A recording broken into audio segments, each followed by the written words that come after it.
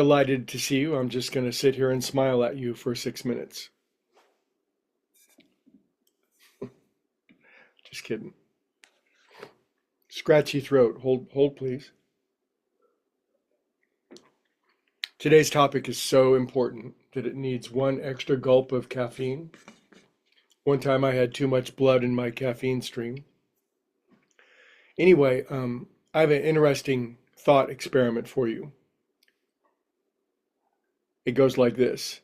If suddenly you decided to start, I don't know, whatever the worst character defects in your life have been way back in the day, I don't know, you decided to start robbing banks again, you decided to start strong-arming people, you decided to start, just engaging in the worst habits, mean-spiritedness, just if suddenly today you made a decision to be the worst person that you could be, this is theoretical, don't do this, don't do this. But the thought experiment is if you started to do these things, do you think that there would be consequences? Would there be consequences? Would there be consequences of acting, thinking, behaving, engaging with the world in very negative fashion? I bet that if you're listening to this, you damn well know that there would be consequences. They would be absolutely unavoidable.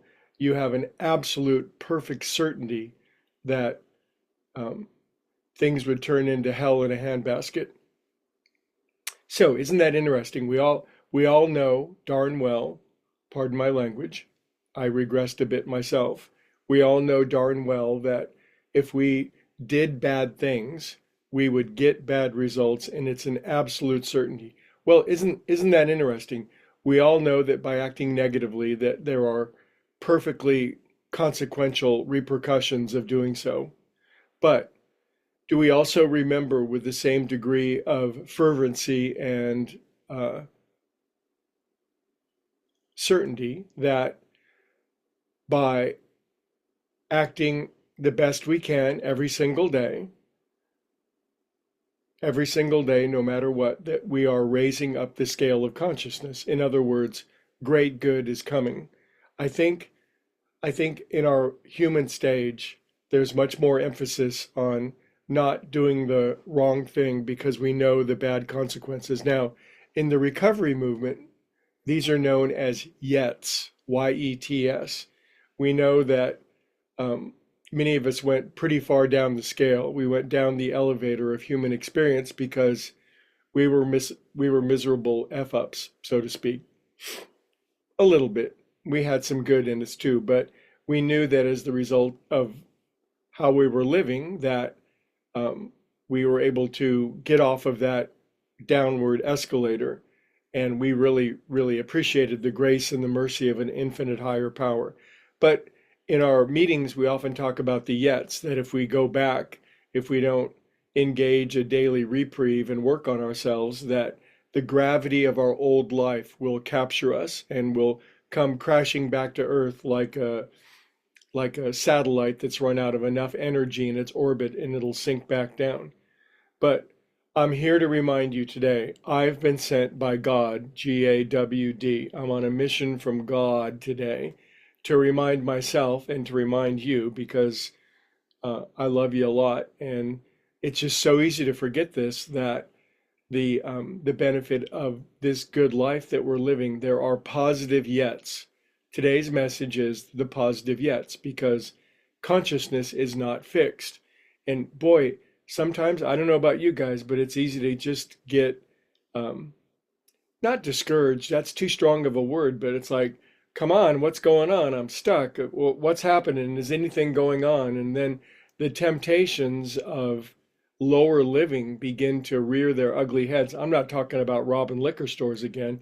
I'm just talking about engaging in foolish and frivolous distractions that are only going to delay us. So this very day, Dr. Greg, I have an honorary doctorate now because I did stay at a Holiday Inn Express last weekend, but with my honorary doctorate, my prescription for this day are the positive yets, and to remember to rekindle, to stir up this faith inside, that as we throw off the distractions and the silliness of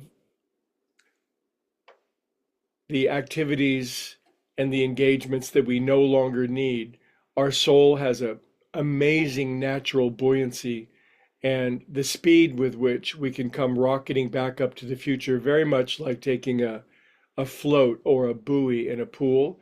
And the amount of effort it takes to push that thing down to the bottom is amazing. And the amount of effort it takes to hold it down there, that's our soul in our soul cages. And this very day, if we remember, we get a daily reprieve, but also the daily opportunity to raise our minds up to the highest that we know, a great quickening takes place. And there's a great line in scripture. It says, we can take the kingdom of heaven by storm, meaning that our souls find their natural place with much greater rapidity. So today I'm just here to remind myself and to remind all of us that if there are negative yets, the positive yets are infinitely more glorious, fun, frisky, and well worth engaging. So keep aiming upward and let your float float. And I'll see you guys tomorrow.